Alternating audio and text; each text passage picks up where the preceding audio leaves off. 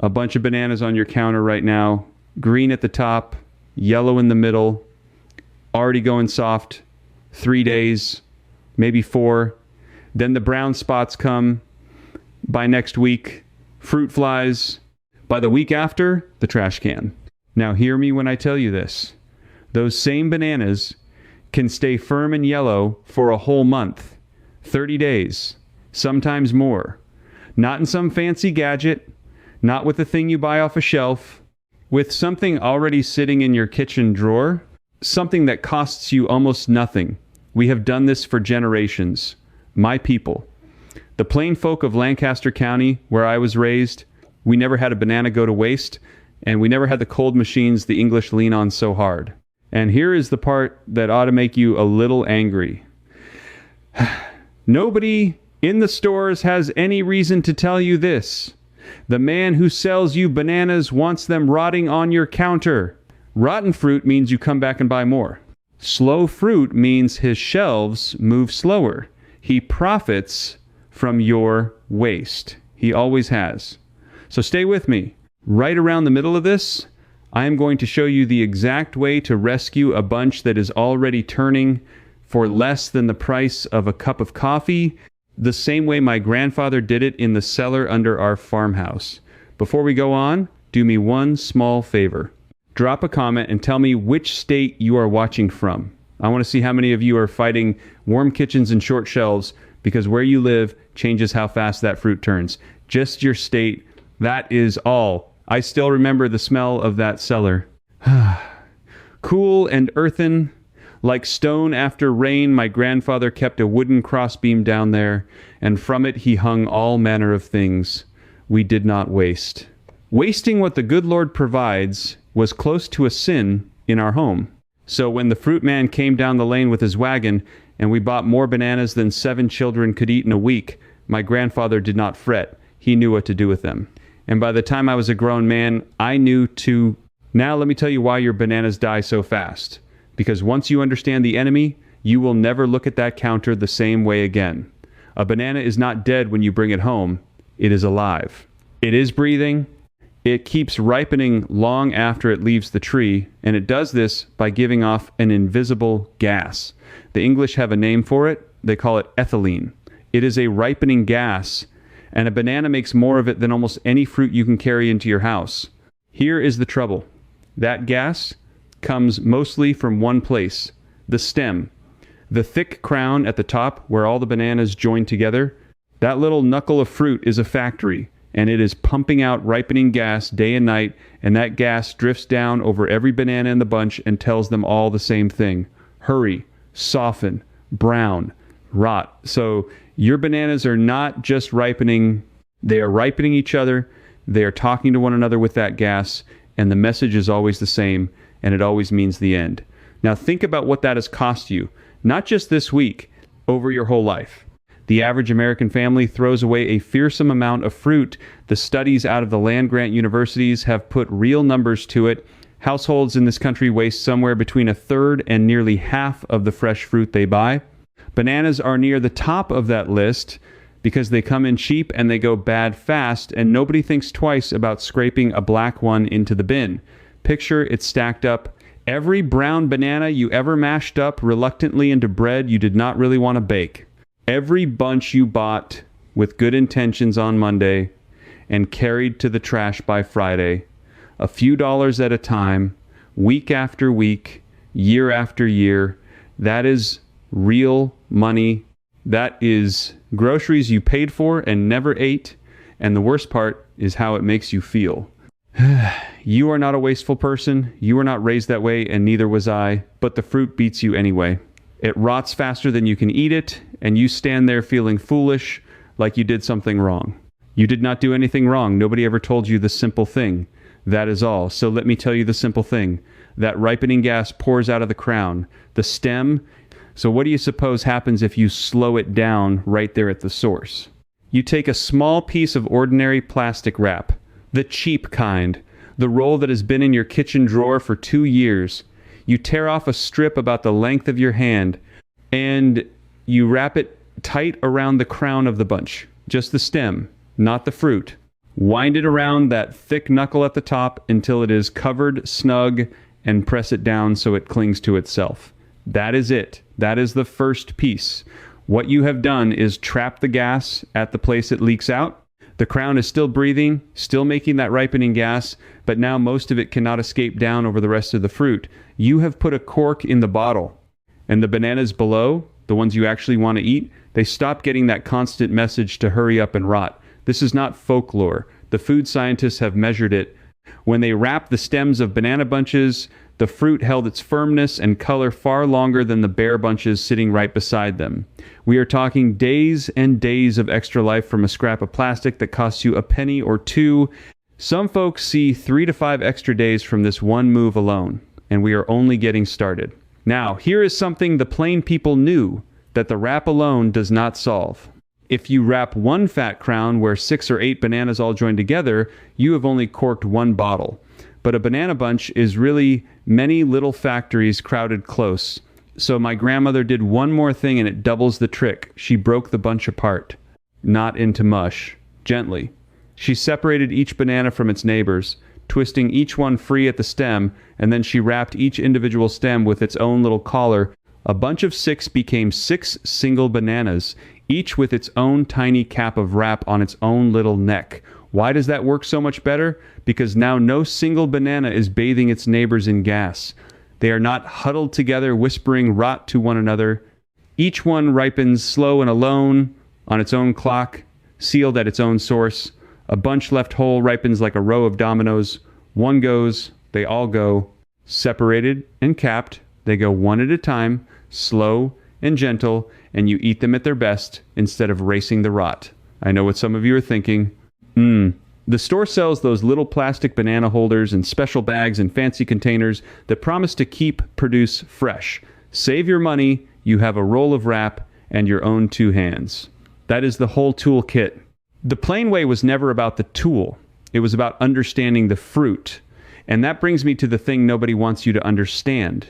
Because once you see how little it takes to keep food alive, you start to wonder what else they sold you that you never needed.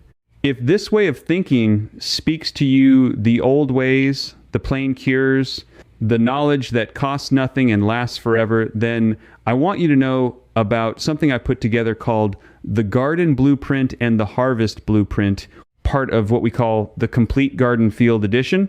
It is a collection of Amish soil secrets, old-fashioned pest cures, and harvest and storage methods that my people used for generations, all written down plain and clear so you can put them to work this season. You can find the link in the description below at eli-yoder-agriculture.com. And for the kind of knowledge inside, the price is less than a single trip to the hardware store. Everything in there was built on the same idea as what I am showing you today, that the free, quiet knowledge your great-grandmother held is worth more than anything they sell you on a shelf. But let us get back to where we were, because I still have more to show you, and the next piece is the one that most folks have never heard in their lives. Walk down the kitchen aisle of any big store. You will find a wall of gadgets that promise fresh fruit, special bowls with charcoal filters, green bags woven with mineral dust that supposedly soak up ripening gas, little pods you toss in your fruit drawer. Some of them run $20, $30 and more. And the marketing is clever. It shows you a sad brown banana on one side and a perfect yellow one on the other, and it whispers that the only thing standing between you and fresh fruit is their product. But my grandfather kept fruit a month in a stone cellar with no filters and no pods and no special bags.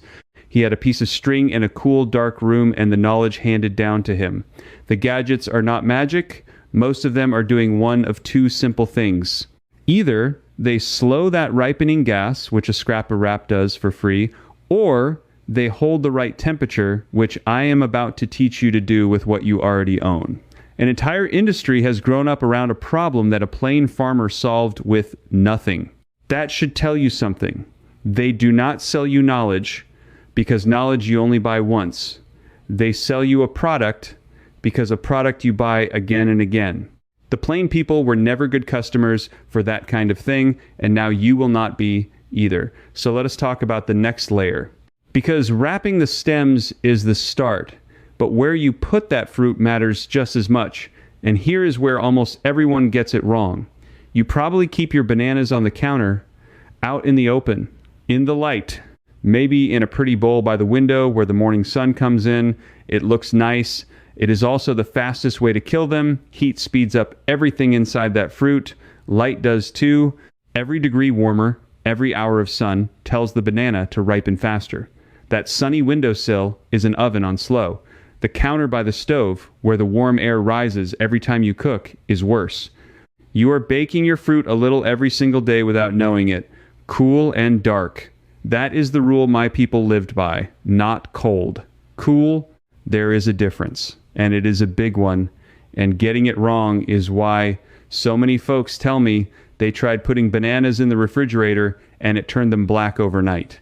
Here is the secret about bananas and cold. A banana is a tropical fruit. It grew up warm. It does not understand deep cold, and when you put a ripening banana in a refrigerator that runs around 38 or 40 degrees, the skin panics. The cold injures it. The peel turns black and ugly fast. That is why people think the refrigerator ruins bananas. But here is the part they never finish telling you. The cold only ruins the peel. The fruit inside is fine, and there is a temperature, a sweet spot, where the banana slows almost to a stop without getting hurt at all. That number is right around 56 to 58 degrees.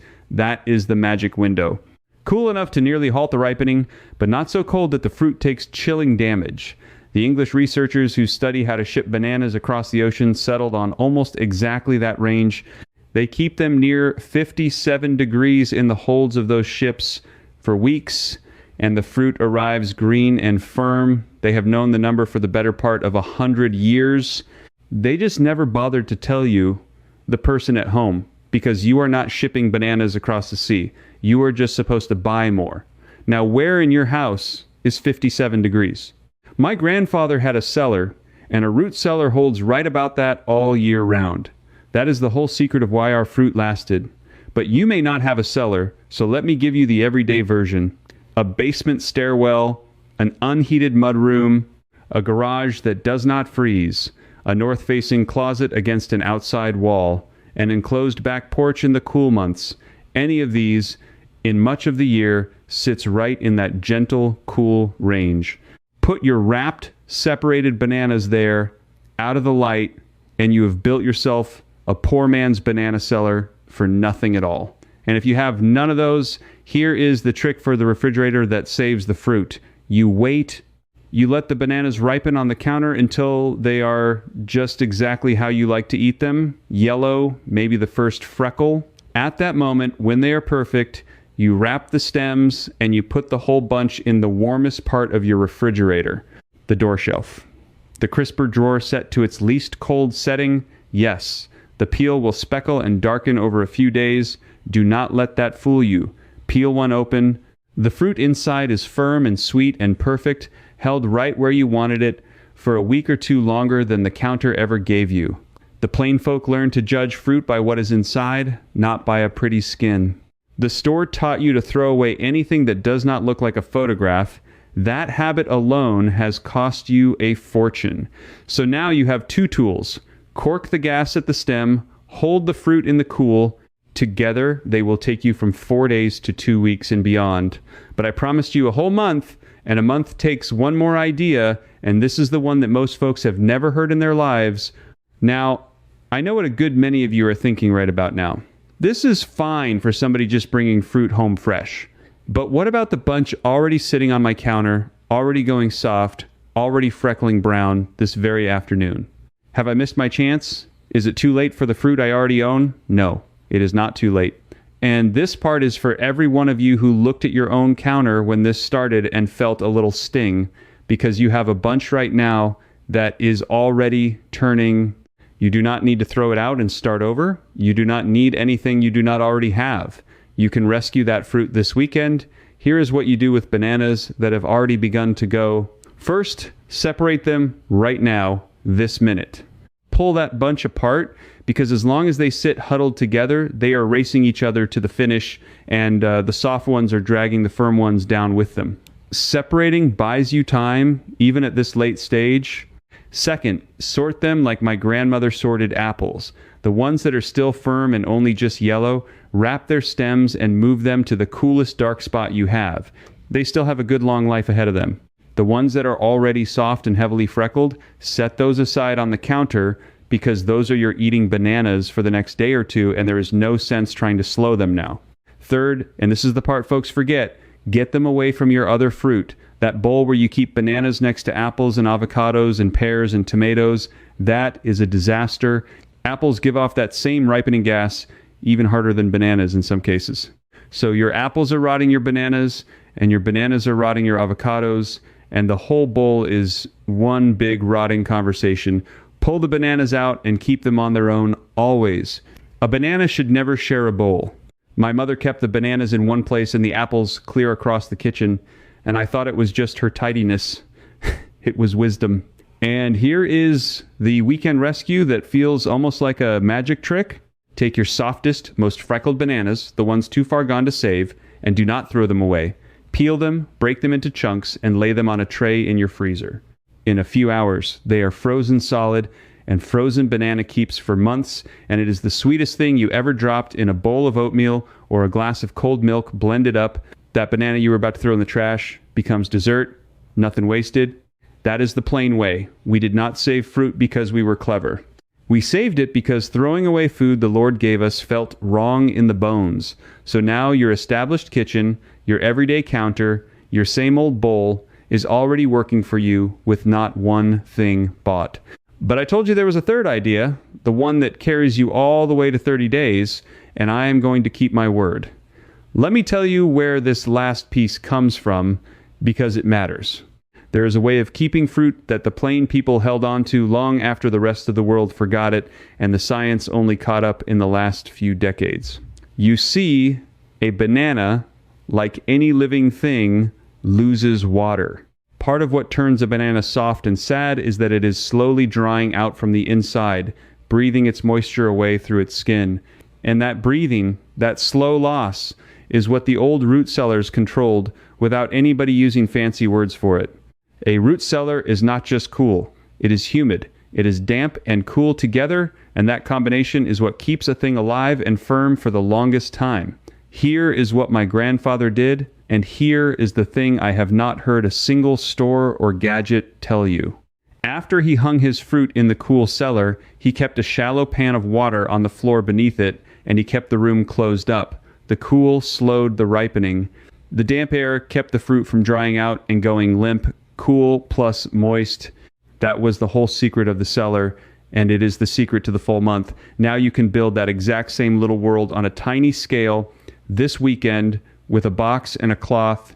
Take your wrapped, separated, just right bananas, lay them in a cardboard box or a roomy container, not sealed tight but loosely covered, with a damp, well-wrung cloth tucked along the bottom, not touching the fruit directly, just sharing the air. Set that box in your coolest dark spot, that 50-something degree corner we talked about. The damp cloth keeps the air around the fruit moist so it does not dry out. The cool slows the ripening to a crawl.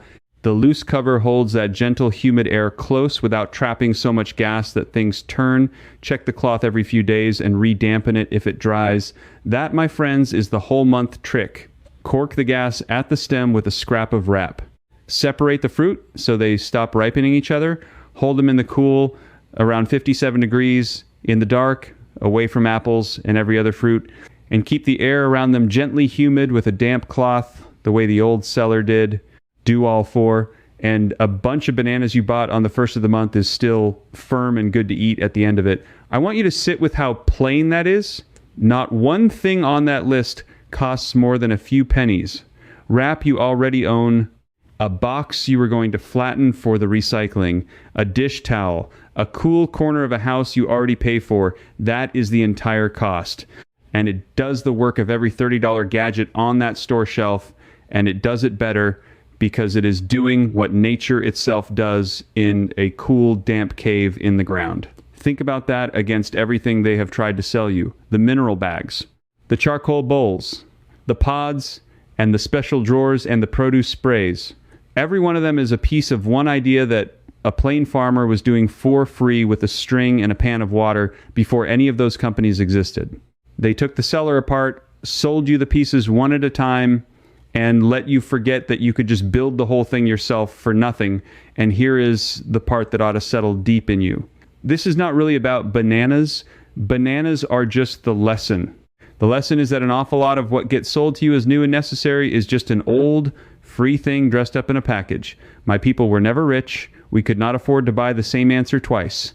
So we kept the knowledge instead of buying the product, and the knowledge does not wear out, and it does not run out, and you never have to buy it again.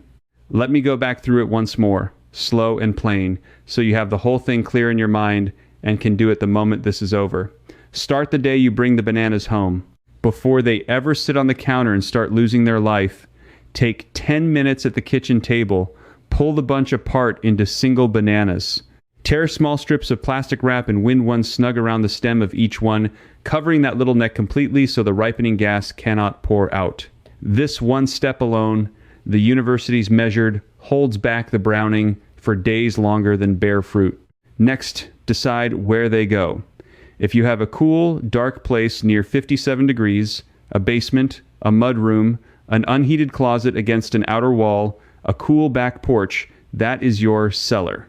Lay the wrapped bananas in a box there, tuck a damp wrung-out cloth along the bottom for moisture, cover it loosely, and keep it out of all light. Re-wet the cloth when it dries. Keep every other fruit, especially apples, far away in another room. If you have no cool spot, let them ripen on the counter to just the way you like them. Then wrap the stems and move them to the warmest shelf of your refrigerator. Ignore the dark speckles on the peel. The fruit inside stays firm and sweet far longer than the counter would ever allow. And whatever you cannot eat in time, peel it, chunk it, and freeze it on a tray. That sweet frozen fruit lasts for months and never goes to waste. That is the whole craft. That is what my grandfather knew in his cellar, what my grandmother knew at her table, what got handed down to me, and what I am handing now to you. The English science of the shipping holds and the university labs only confirmed in the last generation what the plain people never stopped doing. Now, I want to tell you one more thing, because I can already hear a question forming in some of you. You are wondering whether this works on green bananas you want to ripen on purpose, or whether all this cooling just leaves you with hard fruit you can never eat. Fair question. Here is the answer, and it is the prettiest part of the whole craft. This method does not just keep fruit, it gives you the power to choose when your fruit is ready. That is something the store never gave you. At the store, the fruit is on its own clock, and you race it home and lose. But once you understand the gas and the cool and the damp, you hold the clock in your own hand. You want a banana ready for breakfast on a certain morning? Take it out of the cool, unwrap the stem, and set it on the warm counter a day or two ahead, and it will ripen right on cue. You bought a green bunch and want it ready fast for a Sunday gathering? Do the opposite of everything I taught you. Put it in a paper bag with an apple, close it up, and set it somewhere warm. The apple floods the bag with that ripening gas, and the bananas come ripe in a day. You can speed them up or slow them down at will. You are no longer at the mercy of the fruit or the man who sold it to you. You are the one in charge now. That is what real knowledge does. It puts the control back in your hands. A gadget controls the fruit for you, as long as you keep buying it. Knowledge lets you control the fruit forever for free. The store would much rather sell you the gadget. Now you will never need it. I think about my grandfather a great deal when I talk about these things. He has been gone many years now, but I can still see his hands, thick and scarred from a lifetime of honest work, winding a bit of twine around a banana stem before he hung it in the cool dark under the house. He never read a study. He never heard the word ethylene in his life. He just knew, the way his father knew, and his father before him, that a thing kept cool and damp and apart from the others would last. The world thinks we are behind the times, but there in that cellar, he had already worked out what the great universities would not put numbers to for another 50 years. That is the quiet thing about the plain life. We were never trying to get ahead of the world.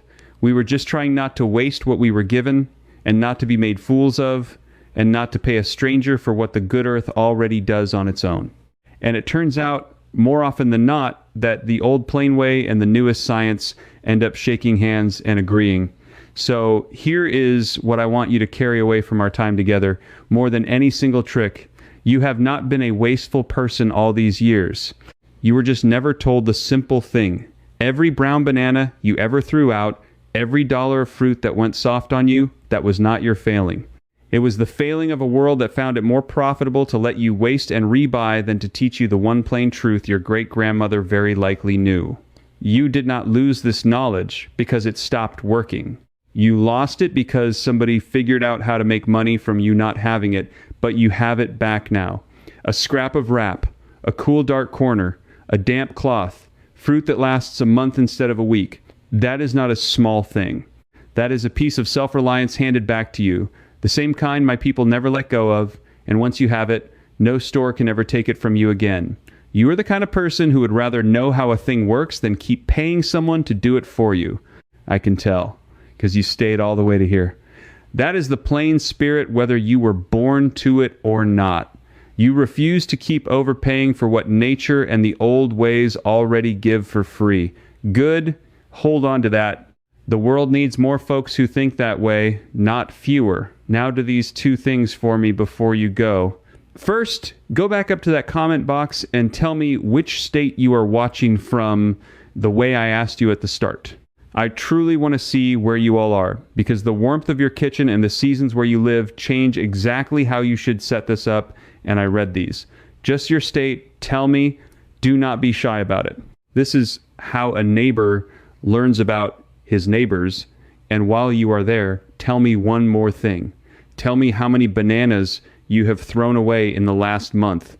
Be honest, nobody here is judging. I just want you to see the number for yourself, because next month, after you do this, that number is going to be 0, and I want you to remember where you started. Second, if this gave you back something you did not know you had lost, then come along with us, not to support some channel. To join a porch full of folks who are quietly taking back the practical, plain living knowledge that got buried under 100 years of packaging and salesmanship. We share these old ways here, one at a time, the way they were always meant to be passed, from one set of hands to the next. Because next time, I'm going to show you the way my grandmother kept eggs fresh on the pantry shelf for the better part of a year, with no refrigerator at all, using one thing off the counter and a single bowl. The English rediscovered it just recently and acted as though they had invented something. We never stopped doing it. And once you see how simple it is, you are going to look at that egg carton and that store and that whole shelf of things they sell you a little differently than you ever have before. Wrap the stem, keep it cool, keep it damp, keep it apart, and do not let them sell you the cellar one expensive piece at a time when you can build the whole thing yourself for the price of nothing at all. That is the way my people have always done it, and now it is yours too.